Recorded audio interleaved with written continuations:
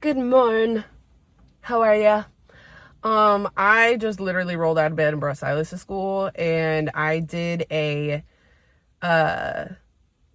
did a Q&A like story on my Instagram yesterday for you guys to ask me some questions, and got hundreds of questions.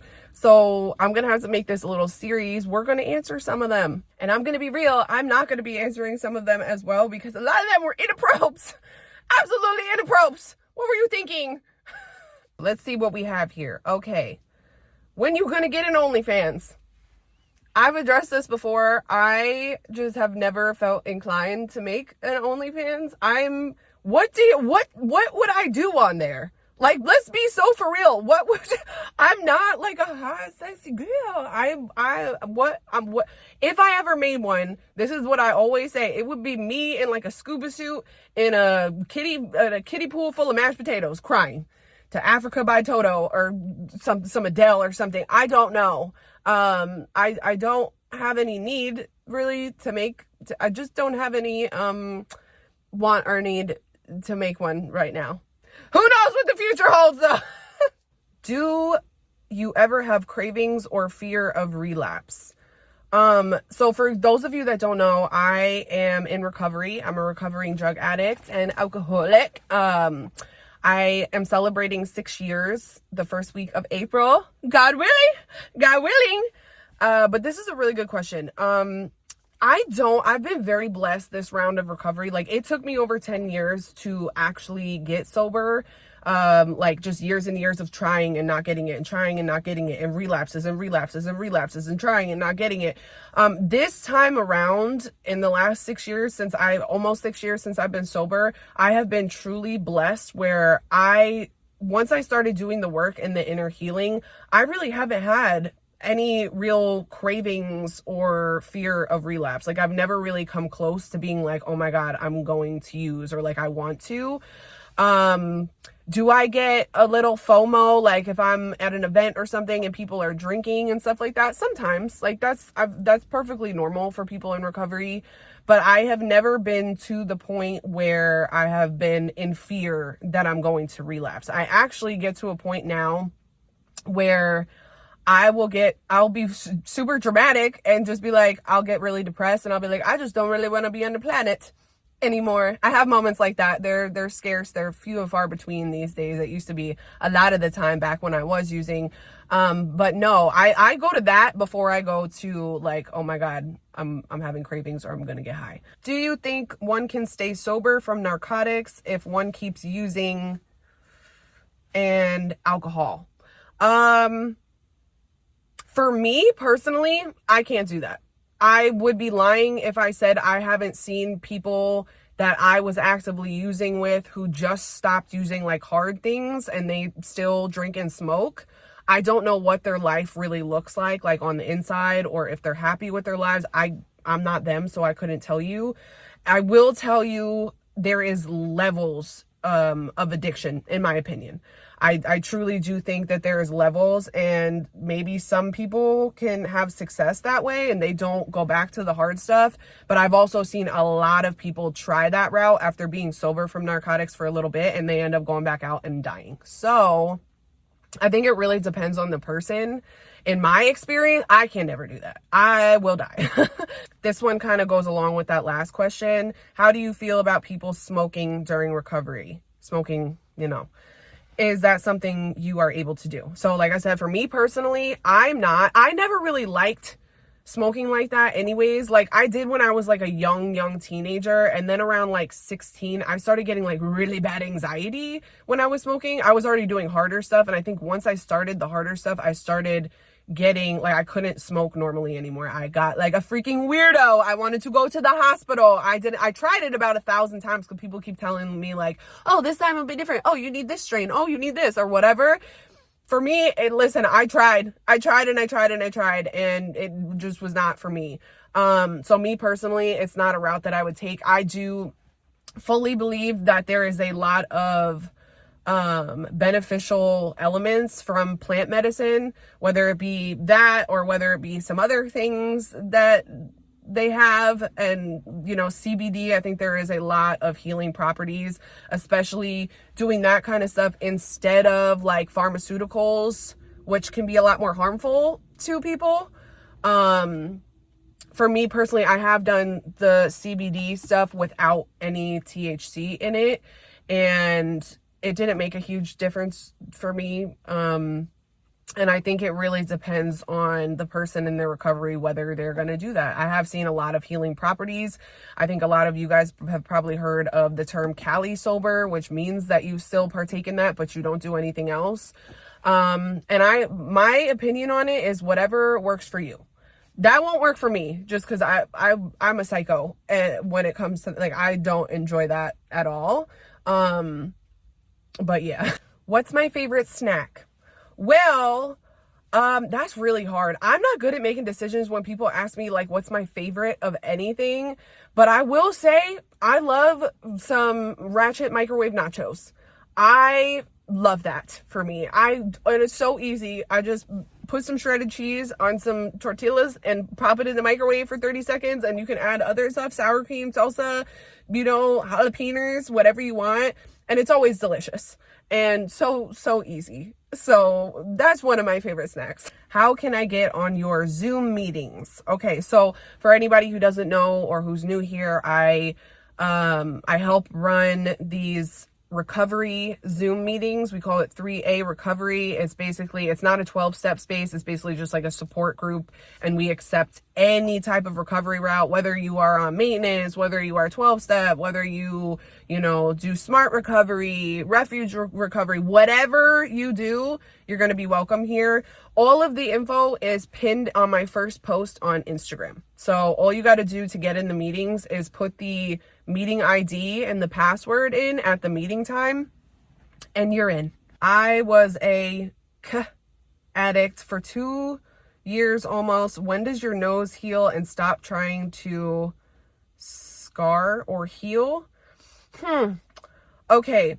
As someone who has put a lot of things up my nose, I am going to show you something. And this is not going to be pleasant, but I would only use this nostril here for some reason. This one was always clogged and still is. I'm always congested in this side of my nose, but I'm going to show you something. It was trigger warning. This is a little weird and gross.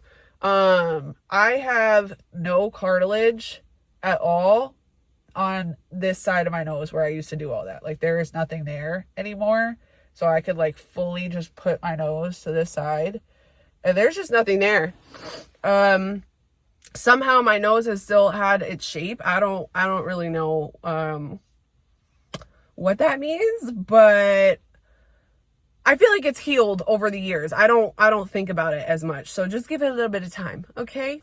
What has your rise to fame felt like? I cannot even imagine and would love to hear the thoughts. So I don't consider myself like famous. I really don't. I'm just a normal girl who has a little bit of a following and some best friends online that I love so much. I get recognized a lot in public, but it feels very much like when I see you guys in public, I feel like I'm just seeing an old friend. It's so weird. Famous, I don't know about famous. It's wild that people recognize me in public and stuff like that. But like I said, it just feels like I'm seeing an old friend. I will say that, like, with my followings growing, there's definitely times where I can feel like a little bit lost. There's a lot going on, and sometimes it's overwhelming to have such big platforms. But other than that, I haven't like paid it much mind. I just live my normal life every day. I live a very normal life. Like, I don't do stuff a lot. Like, what we're doing right now, I'm sitting in my car in some random parking lot and talking to you guys. I'm not living like a lavish, like, red carpet lifestyle or everything or anything. Like, I'm just a regular girl that likes to talk to a lot of people and, you know, make communities and bond with people online through laughter and trauma bonding. Are you not worried that these injections will have an effect on appearance later in life? Ooh, that's a good one. I like that. As you can see, I'm still swollen as hell from my cheeks. I made a video about it yesterday. This will go down. I am not really, the injectables that I get are all dissolvable. Even if they don't go away on their own, like your body breaks down filler on its own, but even if it doesn't, I can always go get it dissolved. And I am not overfilling my face to the point where it's not something that like is going to be different from my face. That didn't make a lot of sense. I am only replacing volume that I've lost, that I have had in the past and that I've lost. I never want to go overboard with that type of stuff. I don't plan on doing anything else to my face in a long ass time besides like maintenance as needed. I don't want a whole new face. I just want to look like my best self. Does that make sense? I'm not too worried about it, just because the things that everything that I have gotten done is not permanent. So I'm not worried about it right now. Maybe in the future, I don't know. Do you have a relationship with Jesus? So I've talked about this before on my other channels. I don't really have a defined relationship with my God, spirituality. I was raised Catholic my whole life. There was a lot of Jesus going on. And I can take things from Christian religion and relate to them, but there's a lot of things that I also don't relate to. And there was a long period of my life where I was very resentful at religion, right? I didn't believe in anything. I was very resentful. I had a lot of like religious trauma. And I learned when I got sober that for me, what works best is having like a casual, non-defined relationship with my God. Now, that could be Jesus. That could be, just nature. It could be whatever. Right now in my life, I don't have the need to have a like definition for that, if that makes sense. I do feel called to, like, when I hear some song, like Christian songs or like, music about Jesus, I feel something. So I'm not negating the fact that it could be a Jesus thing. I just necessarily, for me and my own spirituality, my connection to my God, I don't need a definition on that. And that could morph and change as time goes on. Just right now, that's where I'm at. So I hope that helps and answers that question. What are your favorite pizza spots in Austin?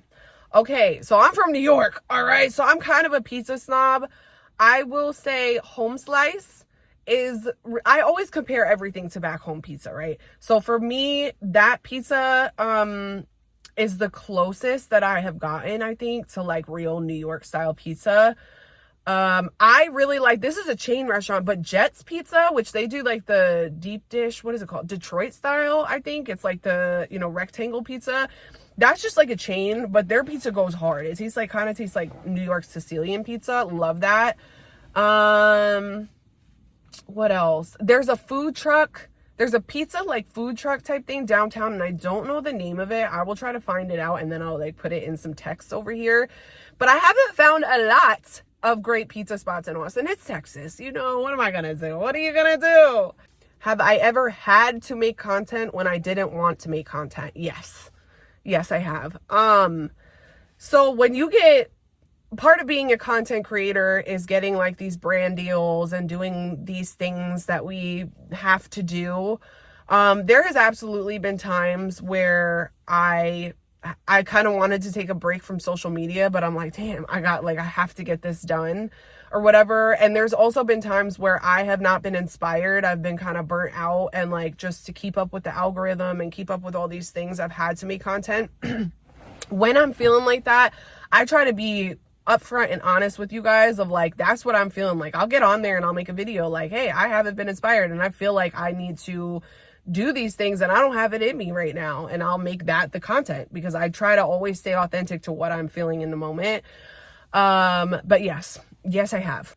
Would you ever do your own podcast? P.S. Keep the YouTube videos coming. I'm trying, girl. I'm trying to figure this out. Would I have my own podcast? Yes, I am in the works of trying to figure out what that would look like. Even if I just have people like in my car right here and we do a little interview in my car. So yes, it's in the works. It's something that I definitely want to do in the future. So stay tuned. What made you want to get sober? For me, I didn't want to be on this planet anymore. My addiction took me to some really, really ugly and disgusting places, and I no longer wanted to live. So for me, it was either like not live or go get some help and like try to live. And honestly, I'll be so honest with you, if I didn't have my oldest son at that time when I was making that decision to go get sober, I might have let my addiction just completely take me over and take me out. But I chose for him and for myself to try to get better and try to get sober, and here I am. What the heck? How did you get through withdrawals? Trying to get clean on my own from fent perks and can't afford to go to rehab. Girl, I want to just say I feel for you. I was in the same boat for a lot of my addiction, and there was a lot of times where I detoxed myself at home by myself. I would get some things that would help me. I can't really go into much detail on here, and also I'm not a doctor, so I don't want to give anyone the wrong idea, but I would taper myself down. I would wait as long as I could, a couple days to be able to take another thing that would help ease the withdrawal process, and then I would do a quick taper, like basically how they do in detox, and I would also have some like meds that would help with all the other symptoms. It still sucked. I'm going to be so real. It still absolutely sucked, but that was the way that I had always done it on my own when I couldn't afford to go to treatment. Do you miss the life even now with all your success and fame? Not y'all thinking I'm actually famous. I'm not. I'm okay. I'm honored. It's an honor for me that y'all think this about me, but I'm just a regular girl. Do I miss the life? I would be lying if I said there wasn't aspects of, and I'm assuming that you're talking about like my fast lifestyle that I used to live, like when I was in active addiction and I was out here in these streets. I would be lying if I said there wasn't aspects that I missed, for sure, because it was just, it was a very chaotic lifestyle, and for a long time in my life I thrived in chaos. Like I loved it, like that fast pace, like everything was fast, like everything was always spontaneous and like all over the place. You never knew what was going to happen. I was involved with a lot of like high risk behavior, which for me at that time was not enjoyable, but like it was something I was used to for so long. Like I was running these streets, I was doing risky things and getting away with them, and like just the thrill of it all. I also do miss, like, I'm not gonna lie to you, I always love to go out and dance and like go to clubs and like the bar scene and just that social aspect of things like that. And mind you, I didn't really do that a lot. Most of my addiction and stuff, I was quite literally in my car by myself with nobody, like just being a weirdo and using. So I never really lived a large portion of my life like partying out at places and like going through all that. But the experiences that I did have, like in the clubs and the bar scene and just that like fun, like music, lights, social aspect, sometimes I do miss that. Like I missed out on a lot of that, and what I did experience was fun in that time. But for the most part, my life today is just like, it's peaceful. It's not boring. Like, no, it does get boring sometimes, but I enjoy the boring these days. Like I can embrace it and the peace that comes with it. And it's just a lot slower paced lifestyle. And sometimes that's part of the reason that like people can't get with being sober, because it's a lot of that chaos is gone and it's a hard transition. But for me, I do miss aspects for sure, but I love the life that I live today. Thank the Lord. I want to move to Austin. Should I? I have 2 little kids. I think you're in New York, girl. I'm pretty sure you're in New York. And if you are in New York, I'm saying, hell yeah. Hell yeah. Move. Austin, since I have moved here in 2018, has gotten a lot more expensive, and there's a lot more people here, but still comparatively to New York, the cost of living is so much cheaper. There is so much to do here for free 99, especially with kids. Like they have, excuse me, that was disgusting. I'm so sorry, but I couldn't hold it in. better out than in or whatever. There is so much to do here for free, especially with children. There are so many outdoor places. The weather is nice most of the year. There's so much to do. I tell everybody, you know, I have never lived anywhere else besides Austin and New York, but comparatively, especially with kids, this is a good move. Kind of on the same topic, different person, different question. How do I deal with this southern heat? I love it, okay? Even when it's hell hot in Texas, I grew up my whole life in New York, and year after year, I was getting more and more sensitive to the cold. I was like, why do I live somewhere where the air quite literally hurts my face? I hate this. I hate the cold. So I would rather take 150 freaking degrees over any form of cold. That's just me. In the summertime, there's a lot of AC. I spend a lot of time outside where there is bodies of water, whether, you know, like my, where I live has a community pool. We spend a lot of time at the pool. We spend a lot of time, there's a lot of trails and like shaded areas that also have like water holes and like springs and stuff like that. So we'll do stuff like that. And yeah, I just do the best I can. I feel like when you have AC or you're near water, it can still be an enjoyable experience. So I love it. Me personally, it does get hot as hell, but I would rather have the hell heat here than what it was like back home in the cold. That's just me. How tall am I? I am 5'9", almost 5'9". I'm probably like 5'8.5". I just say 5'9" because I feel like a very tall girly a lot of the time. A lot of people think I'm short, which is so weird to me. I feel like I look tall as hell on camera, and I am tall as hell for a girl, and tall for no reason. Can't even dunk. There are no hops. And for what? Hello, for what? Why did you make... I don't know. I can reach things on higher shelves and stuff, so that's cool. I love that for me. But yeah, I'm 5'9". Tall and lanky as hell for no freaking reason. How does one cope with losing a friend to drug addiction and feeling guilty for not seeing it? Oof. First of all, I want to say I'm sending you so much love. As someone who has lost countless loved ones and friends to the disease of addiction, I want to tell you, it's not your fault. It is not your fault, and there is nothing that you could have done. This is going to sound kind of messed up, but I truly do believe that everything, even situations like that, happen for some kind of reason. And I know a lot of people don't like when I say that. Someone that I loved very, very, very deeply, a boyfriend of mine died in August 2018 when I was about a couple months sober. Like, I was very new in my sobriety, and when I knew he relapsed, I was trying to help him so bad. Like, I literally laid in bed with him a whole entire night. Like, he told me, he's like, I'm too messed up and I need you to come over here. And me being newly sober, my ass shouldn't even put myself in that situation, but I just loved him so much and I really wanted to help. And thank God I didn't relapse myself. I laid with him in bed all night, just stayed up and listened to him breathing to make sure he wasn't dead. He died a few weeks later.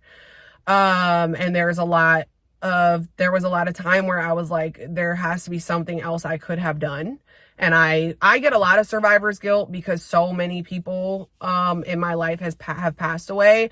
But what I have learned is, like, we don't know the reasonings for things. Sometimes God, whatever, takes like the best people first or whatever. I don't know. I don't know the reasoning behind things, but I just want to let you know it's not your fault. And there's probably nothing that you could have done. Why are you weird? I ask myself the same thing every day. I don't know. I was born like this. I'm so sorry. I don't know. Do I miss anything about New York? I sure do. I miss the food, and I miss like the vibes of the people. I love people here in Austin, but I just feel like New Yorkers are just a different breed of human. And I do miss like the vibes of the people, and I miss my friends that are there and stuff like that. So the food, absolutely. I miss, like, here in the South, or really anywhere outside of New York and like the Northeast area, they don't do like bacon, egg, and cheeses. Their pizza is iffy. Like, Italian food is the best in New York. There's a lot of things that they just don't really have here that I definitely miss. When I go home to New York, like when I go to visit, I eat everything that I could eat in that whole entire time. And so yeah, the food and like just the New York like mentality of people. I do miss that. How long have you lived in Texas? Okay. I came here in January 2018 to go to rehab. I wasn't planning on staying here. But I have been here since then. I went to treatment. I got like 60 days sober, and then I went back into treatment. I relapsed. That happened. I needed it though. Like, it really showed me that like that life was just not what I wanted to do. I went on a week relapse here in Austin. It was insane. The whole week was absolutely insane.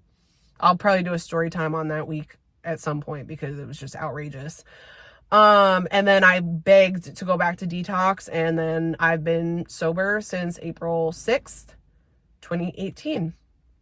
And I'm about to come up on 6 years. So I've been here for over 6 years.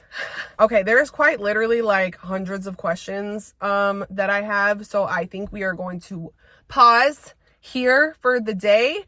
And if you guys want to ask me anything else, feel free to drop it in the comments. I'm just gonna make this a series because I love doing this. Like, I love talking. Like, I feel like it just we get to hello? Words are hard, dude. Words are hard.